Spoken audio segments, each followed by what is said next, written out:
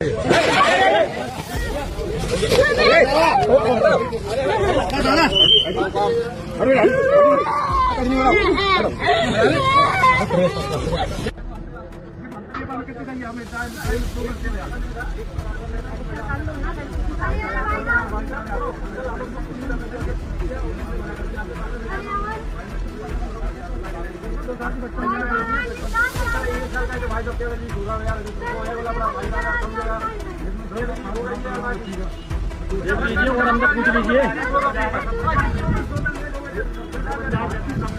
वैसे ही डिप्रेशन में चल रहा है, कर लीजिए।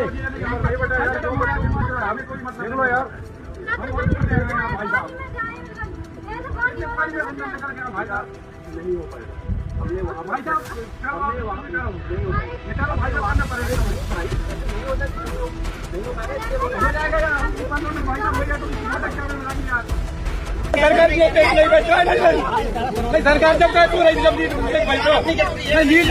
लीग भाई जब पूरा വെറും 2 മിനിറ്റ്. നമ്മുടെ ജീവിതത്തിൽ 2 മിനിറ്റിന് എത്ര വിലയുണ്ട്? ചിലപ്പോൾ നമ്മളത് വെറുതെ കളയാറുണ്ട്. എന്നാൽ കഴിഞ്ഞ ദിവസം നടന്ന നീറ്റ് പരീക്ഷാ കേന്ദ്രത്തിന് മുന്നിൽ ഒരു വിദ്യാർത്ഥിയുടെ ഒരു വർഷത്തെ കഠിനാധ്വാനമാണ് ആ 2 മിനിറ്റ് കൊണ്ട് ഇല്ലാതായത്. പരീക്ഷാ ഹാളിലേക്ക് കയറേണ്ട സമയം കഴിഞ്ഞു. വെറും 2 മിനിറ്റ് മാത്രമാണ് ആ കുട്ടി വൈകിപ്പോയത്. ഗേറ്റിന് മുന്നിൽ നിന്ന് ആ കുട്ടിയും ആ കുട്ടിയുടെ പിതാവും പരീക്ഷയ്ക്ക് കയറ്റിവിടുന്നതിനു വേണ്ടി അവിടെയുള്ള അധികൃതരോട് കൈകൂപ്പിക്കൊണ്ട് പൊട്ടിക്കരയുന്ന സങ്കടകരമായ കാഴ്ചയാണ് നിങ്ങൾ ഈ കണ്ടത്. നിയമങ്ങൾ കർശനമാണ്, അതിൽ മാറ്റമില്ലെന്ന് പറഞ്ഞ് അധികൃതർ ഗേറ്റ് തുറന്നില്ല. അവസാനം ആ കുട്ടി പരീക്ഷ എഴുതാതെ തിരിച്ചു മടങ്ങുന്ന സങ്കടകരമായ കാഴ്ച. ഇവിടെ അധികൃതരോട് ഒരു കാര്യം ചോദിച്ചോട്ടെ, നമ്മുടെ ഇന്ത്യയിലെ നിയമം കർശനമായി കൃത്യതയോടെ പാലിക്കുന്നവരാണോ നമ്മുടെ നേതാക്കന്മാർ? അവിടെ നീറ്റ് പരീക്ഷയ്ക്ക് നേതൃത്വം കൊടുക്കുന്ന ഏജൻസിയിലെ അധ്യാപകരിൽ പലരും അവിടെ കൃത്യസമയം നോക്കി എത്തിയിട്ടുണ്ടാവില്ല.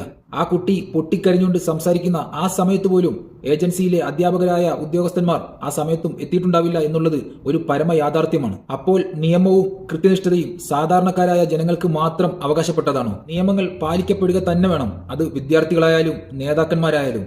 പിന്നെ പരീക്ഷയുടെ സുരക്ഷ, അതും വളരെ പ്രധാനപ്പെട്ടതാണ്. പക്ഷേ ഒരു കുട്ടിയുടെ ഭാവി നിയന്ത്രിക്കുന്ന ഇത്തരം ഘട്ടങ്ങളിൽ മാനുഷിക മൂല്യങ്ങൾക്ക് അല്പം മുൻതൂക്കം കൊടുക്കാമായിരുന്നു. ഇതേ നീറ്റ് എക്സാം തന്നെ തമിഴ്നാട്ടിൽ നടന്നപ്പോൾ അവിടെ എക്സാമിന് വന്ന ഒരു കുട്ടിക്ക് ഹാൾ മാറിപ്പോവുകയും അതറിഞ്ഞ പോലീസ് ഉടൻ തന്നെ പാഞ്ഞെത്തുകയും ആ കുട്ടിയെ പോലീസ് വാഹനത്തിൽ കയറ്റി പരീക്ഷാ ഹാളിൽ കൊണ്ടെത്തിക്കുകയും ചെയ്ത് ആ കുട്ടിയുടെ ഭാവി നിലനിർത്തി കൊടുത്തു. അതിന് തമിഴ്നാട്ടിലെ മുഖ്യമന്ത്രി ശ്രീ വിജയ് സാറിനും അവിടെയുള്ള പോലീസുകാർക്കും ഒരു ബിഗ് സല്യൂട്ട്. എന്തായാലും ഇനിയും പരീക്ഷ എഴുതാൻ പോകുന്ന കുട്ടികളോട് എനിക്ക് പറയാനുള്ളത്, സമയം വളരെ വിലപ്പെട്ടതാണ്. അതുകൊണ്ട് ഇതൊരു പാഠമായി ഉൾക്കൊണ്ട് ട്രാഫിക്കും മറ്റ് തടസ്സങ്ങളും മുൻകൂട്ടി കണ്ടുകൊണ്ട് നിശ്ചയിച്ച സമയത്തിനും വളരെ മുമ്പ് തന്നെ പരീക്ഷാ കേന്ദ്രങ്ങളിൽ എത്താൻ ശ്രമിക്കുക. നമ്മുടെ ചെറിയ ഒരു അശ്രദ്ധ കാരണം ഒരു വർഷത്തെ കഠിനാധ്വാനമാണ് ഇല്ലാതായി പോകുന്നത്. അതുണ്ടാവാതെ സൂക്ഷിക്കുക.